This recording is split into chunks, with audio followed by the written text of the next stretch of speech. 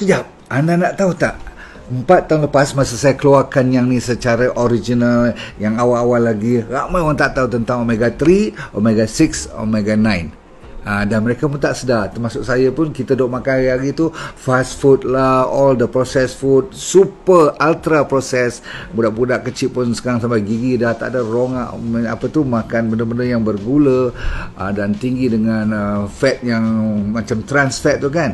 Jadi tuan-tuan sekalian, anda nak tahu tak, kalau kita tak cukup omega 3, yang tu namanya omega 6. Omega 6 tu dah lebih daripada 15 kali ganda dalam badan kita. Jadi sebab tu kita ramai berpenyakit. Okey, termasuk yang 3 serangkai tu. Apa dia 3 serangkai? Diabetes, obesity dan high cholesterol sama obesity kan. Satu lagi ni high blood pressure.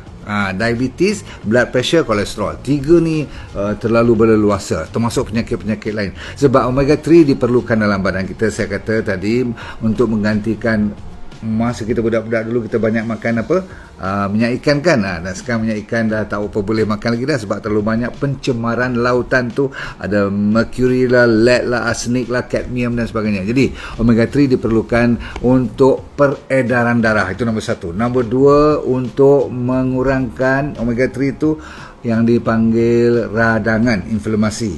Kalau omega 6 meningkatkan inflamasi. Jadi kalau kita tak cukup omega 3, itu yang menyebabkan ramai sangat berpenyakit.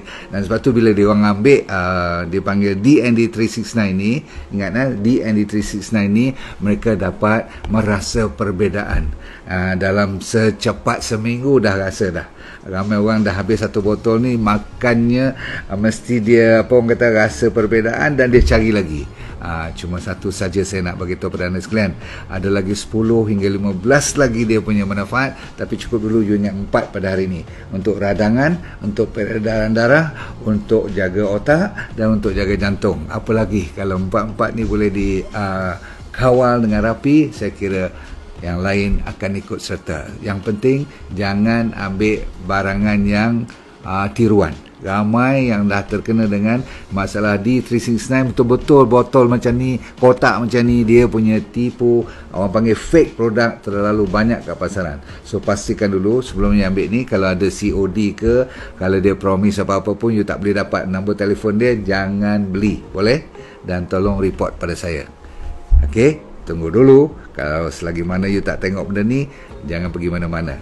Bye.